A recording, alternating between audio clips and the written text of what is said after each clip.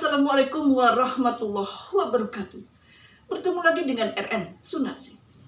Alhamdulillah di kesempatan yang baik ini kita masih bisa berjumpa. Mudah-mudahan kita senantiasa sehat dan senantiasa diberi rezeki yang barokah oleh Allah Subhanahu wa taala. Amin amin ya rabbal alamin. Saya pernah baca buku psikologi. Bukunya luar biasa, sangat bagus dan mengena sekali ya kepada kita. Tentang kita itu selalu menderita, kita itu selalu merasa sesak dan apa penyebabnya. Jadi yang ingin saya bahas ini adalah bagaimana apa sih yang menyebabkan dada kita itu selalu merasa sesak, merasa sempit, sehingga kita merasa stres ya ketika mengalami hal yang seperti ini. Yang pertama yang perlu kita ketahui ya, penyebab dari dada kita itu merasa sesak, merasa sempit, hidup kita tuh merasa menderita. Yang pertama adalah kita tuh selalu menyesali masa lalu. Andai kata dulu saya begini, kalau saja misalkan dulu saya begitu, ketika saya lulus kuliah seandainya saya begini. Jadi kita tuh selalu merasa menyesali dengan masa lalu. Masa lalu itu seakan-akan sesuatu yang kelam gitu bagi kita. Padahal itu masa lalu. Itu memang sejarah yang harus kita lalui untuk mencapai masa yang sekarang. Jadi penawarnya adalah ridho. Jadi kita harus ridho dengan kejadian-kejadian masa lalu. Karena masa lalu itu adalah sejarah untuk ke depan. Kemudian ya yang kedua adalah kita itu merasa cemas dengan masa yang akan datang. Ini biasanya ibu-ibu ya. Biasanya ibu-ibu yang selalu merasa cemas. Cemas akan nasib putra-putrinya ke depan. Cemas akan masa depan anaknya. Cemas akan masa depan dirinya. Ini kecemasan-kecemasan ini yang bisa menyebabkan seorang ibu itu overthinking. Sehingga merasa dadanya sesak, merasa stres, merasa hidup itu tidak menderita. Lah ini penawarnya adalah tawakal. Jadi kita itu jangan takut dengan sesuatu yang belum terjadi. Kita pasrahkan aja sama Tuhan ya. Yang penting kita berbuat sesuatu yang positif. Kita jangan merasa takut dengan sesuatu yang belum pasti ke depannya. Memang dalam hal ini masa depan adalah misteri ya. Biasanya ibu-ibu tuh selalu khawatir dengan kondisi masa depan anak-anak. Nah, kekhawatiran ini boleh saja, yang penting tidak terlalu banyak. Maksud saya begini ya, khawatir yang sedikit yang akan memberikan semangat spiritual. Kadang-kadang begitu ya, seperti yang saya rasakan.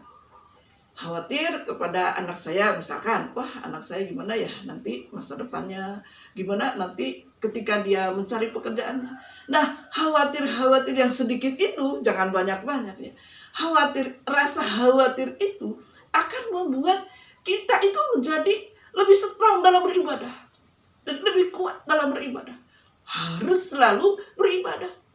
Karena ketakutan akan masa depan anak itu yang membuat kita itu nggak maulah ketinggalan misalkan sholat tahajud atau sholat duha. Jadi karena kita tuh merasa cemas. Tetapi saya katakan tadi bahwa cemas di sini hanya untuk menyuntik energi positif supaya kita lebih strong lagi dalam beribadah. Tentu kalau cemas yang berlebihan itu ya keliru. Kalau kita terlalu overthinking terhadap masa depan anak, terlalu stres yang berlebihan, itu malah kurang bagus. Akan membuat kita menderita, akan membuat kita dadanya lebih sesak lagi, dan akan membuat kita menjadi tidak bahagia. Kemudian yang ketiga, selalu mengeluh dengan masa sekarang.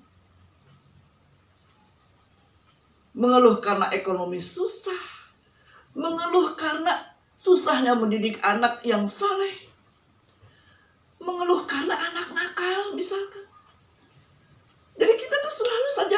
mengeluh A, mengeluh B, mengeluh C, mengeluh D, mengeluh tentang negara misalkan. Wah, ada MBG skala, merepotkan lah.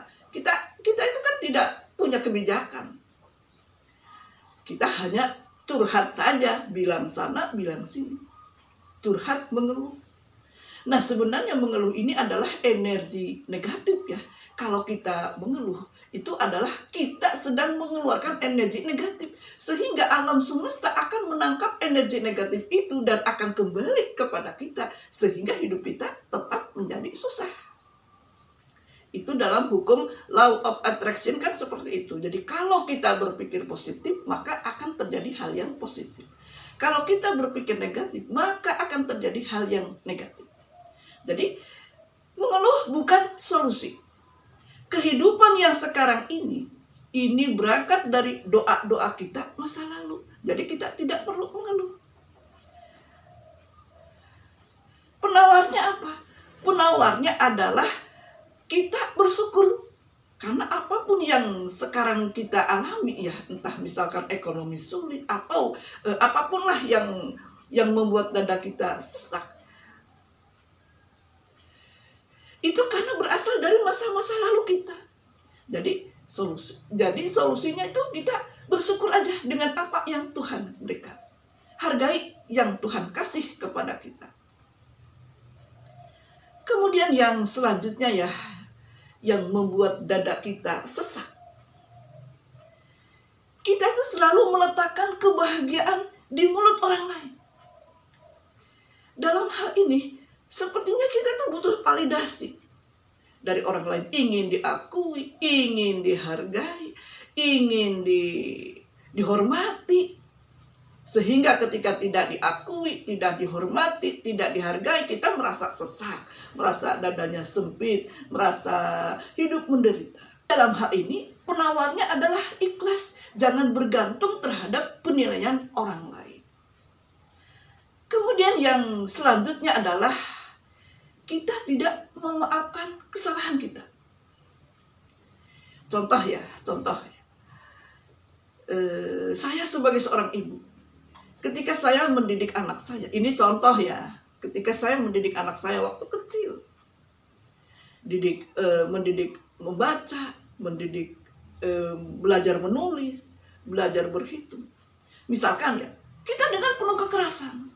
Kalau nggak belajar itu peleng, misalkan. Kalau nggak belajar cubit, kalau nggak belajar teke, misalkan. Nah, ketika anak udah besar, kalau anak dibesarkan dengan kekerasan, hasil akhirnya itu kan tidak bagus. Hasil akhirnya anak kedepannya itu bukan rajin belajar, tapi malah jadi susah belajar.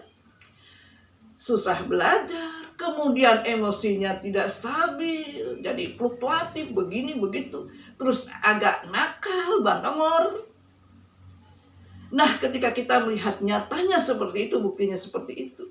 Biasanya kan seorang ibu, kalau yang ibunya introspeksi diri, akan mikir, oh mungkin dulu saya terlalu keras ya sama anak. Oh mungkin dulu saya terlalu kejam. Harusnya saya ngajari anak itu penuh dengan kasih sayang, tidak dengan kekerasan.